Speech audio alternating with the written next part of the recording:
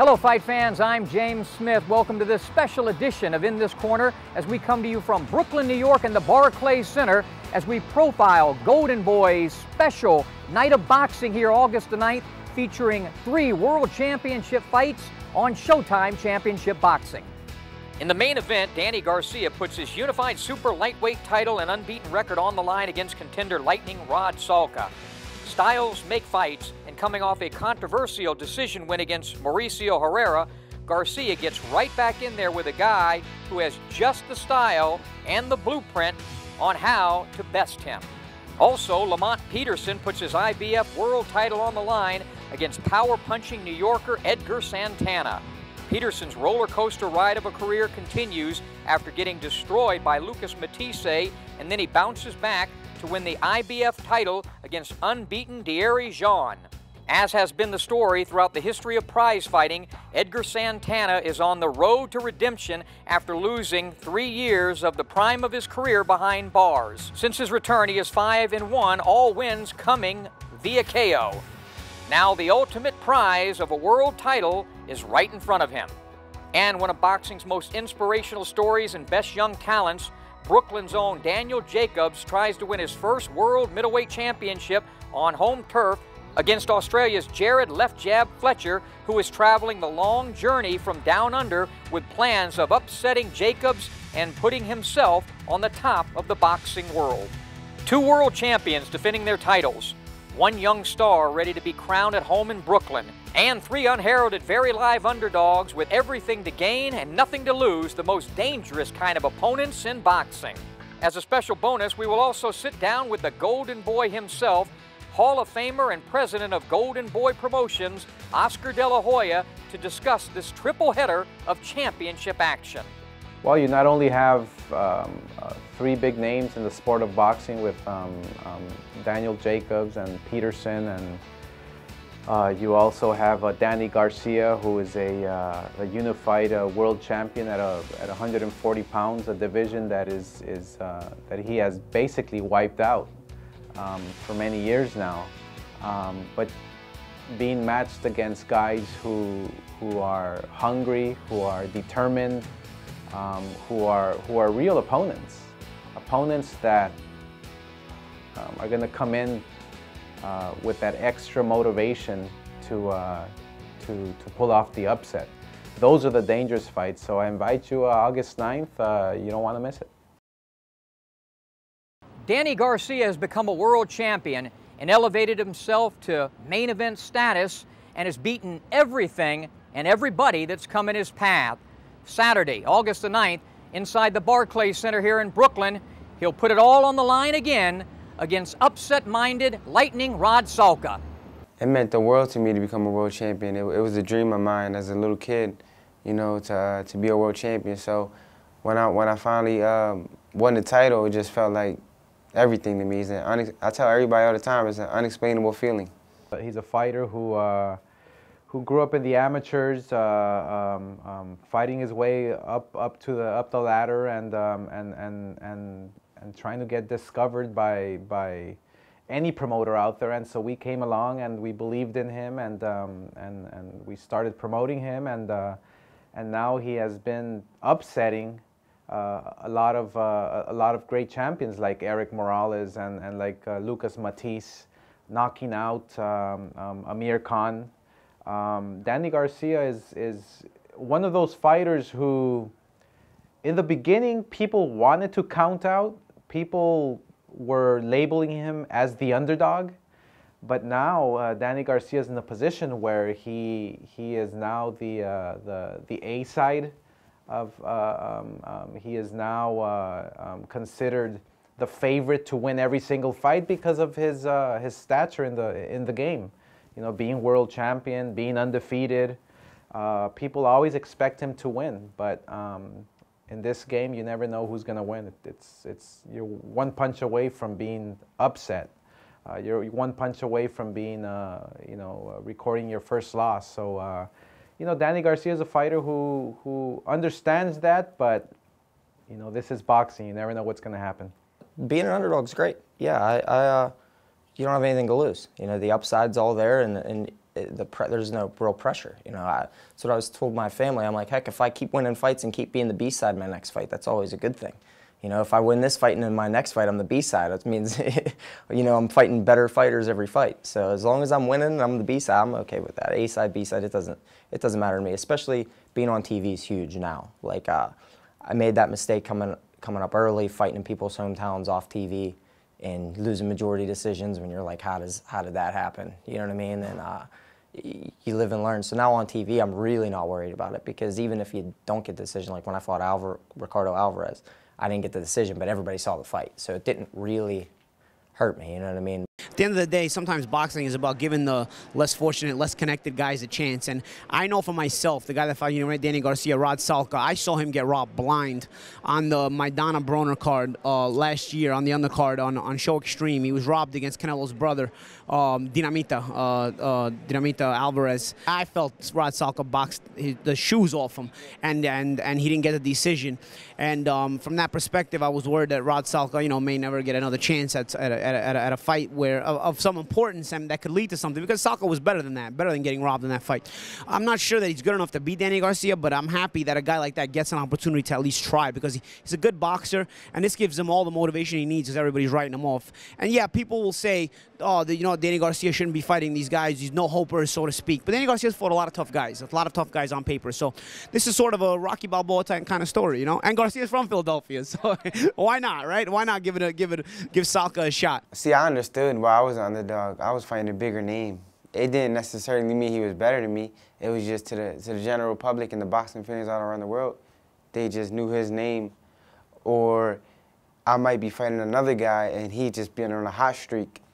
And, you know, the media is so focused on him that, you know, they consider me the underdog. But in my head, mentally, I never entered a fight being an underdog. I knew I had the skills and the will to beat anybody, and that's exactly what I did. I don't think that there's anybody in the world that I can't beat when I'm at my best. When I'm have this camp like I have now, I'm training. I mean, I'm even more prepared now than for the last two fights. The Alvarez fight I had, my grandfather passed away in the middle of camp. My dad was in the emergency room. I had a baby. My baby girl was born during that whole camp.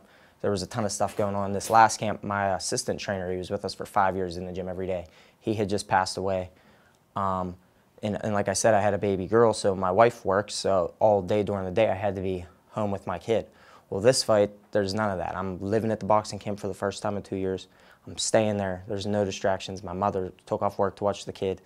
I have no issues with anything. This is probably going to be the best camp I've had in a year and a half. So I'm more confident and more ready than I've been for any fight. And I don't feel like, no matter who it is, you know, Danny Garcia or whoever, I don't feel like anybody, when I come out there and do what I can do, is going to be able to beat me.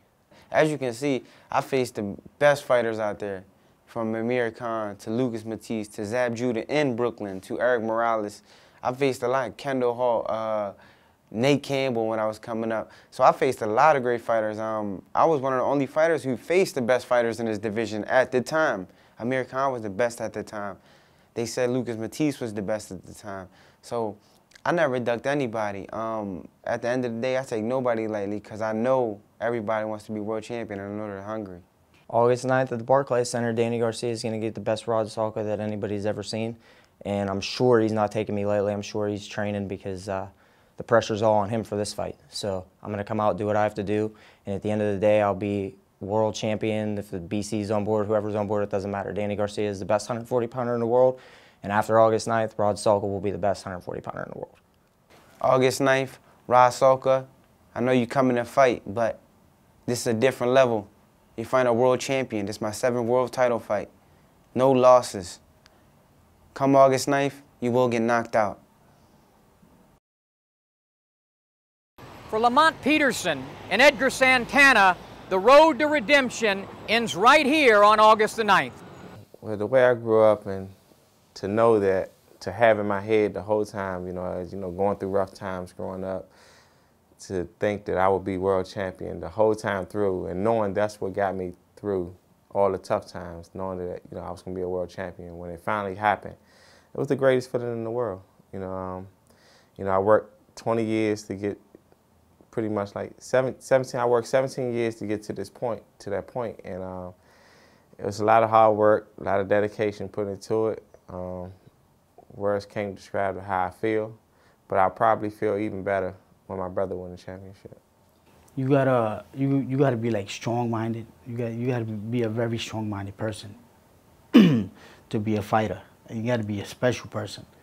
I feel, you know, to to be a fighter and to compete at a high level, you know, and that's taught me how to be grounded and, you know, just that's really taught me how to live life in a totally different way, you know, in a positive way. Through all the, you know, the ups and downs in my boxing career, I managed to get through because I was just not a crybaby. But seriously, I understand it's life. You know, life is full of ups and downs, and so I don't expect everything to be peaches and creams all the time. I understand I'm gonna be dealt some rough hands sometimes, and I like to think that I was built tough, so I'll get past it. Incarceration, you know, it woke me up.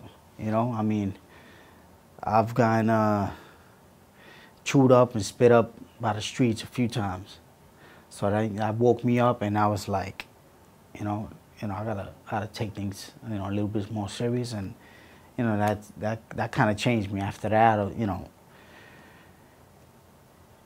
I started thinking with a different mentality, you know, and ever since that I've been 100% focused, and I've been training hard ever since then. To see a fight, no boxing match. Yeah, if you want to go toe to toe, I know I can go toe to toe with him, and I'll win the fight. I don't expect him to try to box. That's why, you know, the fans talking about it, you know, like he don't deserve a shot. At the end of the day, we can put that aside. It's going to be a great fight. I love that I'm the underdog in this fight. You know, it motivates me, and I think it's going to play against him. I mean, I don't know if he's overlooking me for this fight, but I know I know what he's expecting. It's not going to happen. It's not going to happen. It's going to play towards, you know, towards my favor, I think. But first of all, it's impossible for me to overlook Santana. A lot of people is talking down on him and saying that, you know, he don't deserve a title shot, but I actually look at him as a good fighter. You know, I've watched tape on him now. I've watched tape on him before, because I think we were supposed to fight some years back, like 4 or 5 years ago, on like a showbox card. So, you know, I already had film on him. I save all the, you know, tapes and stuff, because I just love watching boxing. So I actually think that he can fight. I know he can fight, and I know it'll be a great fight August 9th. Fighters know the mentality of what the fighter's going through, you know. Santana knows that Peterson is probably thinking, oh, I'm going to walk through this guy with no problem. See, so Santana's getting ready for the fight of his life and getting in great shape. And, you know, people always ask me, well, who are you, what's your prediction? Who are you picking? I don't know. I don't know, because these matchups were made for a reason, and it's either to test the champion, not only his physical ability, but also his head, where he's at. You know, is he still focused? Is he taking this guy lightly? You know, is he training hard and fighting for the, you know, the fight of his life? Just because it's not a big name doesn't mean that he's a dangerous opponent. So these types of events, I'm really excited, because you're also giving the opportunity to the underdog, which history shows lately with Golden Boy fights, that the underdog always comes out for some strange reason, pulls up an upset. This fight is definitely a fight for a lifetime, and I'm gonna prove that it's, you know, I belong here. It's my time. You know, it's nothing against Peterson. I respect him as a fighter, but he's not gonna beat me August 9th. This is Brooklyn, New York. For Jared Fletcher, it is literally the other side of the world. But for Daniel Jacobs, it is home. The battle with osteosarcoma was the biggest battle I've ever had in my life. You know, obviously, cancer is one of the most deadliest diseases in this world. And me catching it at a young age, it turned my world upside down. You know, the tumor, not only did it affect me, but it broke my spine in a way where it left me paralyzed. So not being able to walk was a big deal, you know. Having to learn how to structure my life back, and through therapy and radiation, that was a challenge in itself as well. But what it's done for me, because even prior to all this, I've had a really good relationship with God, and you know, I've asked him to make me meek. You know, I came across a word called meek, and it means to be humbled, you know, to appreciate. And you know, I told God, I asked God, I said, you know, I'm at this point in my career now where everything is taking off, it's skyrocketing, I'm getting everything I've ever wanted. But allow me to become meek, allow me to appreciate these things and never forget it. And 5 months later, you know, I was struck with osteosarcoma, and I was paralyzed and on my deathbed in the hospital. So I looked at it as this was my example to show God that I was appreciative of life by itself, alone. And what it's done is it's made me a better father to my son. It's made me a better friend, a better family member, a better man, most importantly. And it just changed my views on life. I mean, you know, I can go outside and smell the grass and smell the trees, and that's good enough for me. You know, I appreciate the small things in life, and that's pretty much the biggest thing it's done to me. And also, as far as my career, it's made me more hungry, it's made me more determined, but the biggest thing is, you know, it made me want to inspire people, because a lot of people are affected by this deadly disease, and someone like myself, who was not only struck with cancer and had to get these, you know, radiation treatments and all these things, but also being paralyzed, you know, that's a big triumph, and it can show a lot of people, no matter what you go through, that if you have God on your side and you have faith and you push yourself, anything is possible. So my goals is not to become the wealthiest boxer, not to become, you know, the greatest champ that I can be, but to touch as many lives as possible. He has a victorious story that one should look at and be motivated and just look at what he has accomplished, not just inside the ring but outside the ring, what he has overcome. It really is truly inspirational. Daniel Jacobs is a person, a fighter who has overcome some really difficult obstacles that were put in front of his life, and he's showed that he can, you know, get off the canvas and fight one more round. You know, this is his passion. This is what he loves doing. You know. Well, I remember when I was laying in my hospital bed, you know, after the doctors told me I would never be able to box again. And I first heard that the Barclays Center was going to be having fights here when they opened. And it was a dream of mine to one day get better in time to fight for the first time at the Barclays Center. And not only that, but to become a world champion in my backyard. That would mean everything to me. And you have to understand, you know, some of the Brooklyn heroes like Mike Tyson, Mark Breland, and all these guys never had an opportunity to fight in their hometown and at a venue such as this.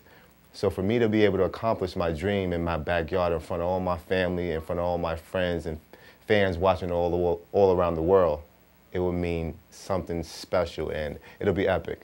But again, you have a guy who is hungry, who is flying all the way from Australia to upset the guy who many people think is going to win. So it's one of these events where I feel you know, you don't want to put all your money on the guy who's the A side on paper. You know, you wanna really think about what's at stake here, and what's at stake here is really you know, who wants it more.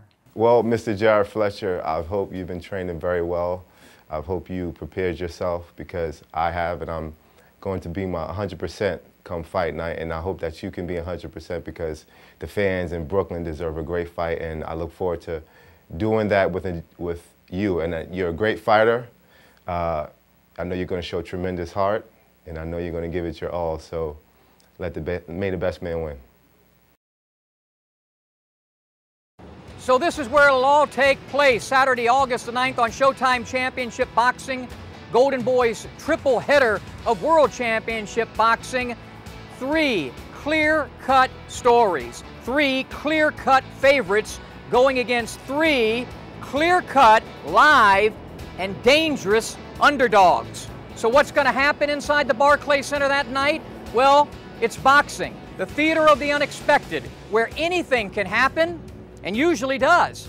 In this corner wants to thank Danny Garcia, Lamont Peterson, Daniel Jacobs, and their opponents, Rod Salka, Edgar Santana, and Jared Fletcher, and of course, the Golden Boy himself, Hall of Famer Oscar De La Hoya. Don't miss Golden Boy's triple header August 9th from the Barclays Center in Brooklyn, New York on Showtime Championship Boxing. For In This Corner, I'm James Smith.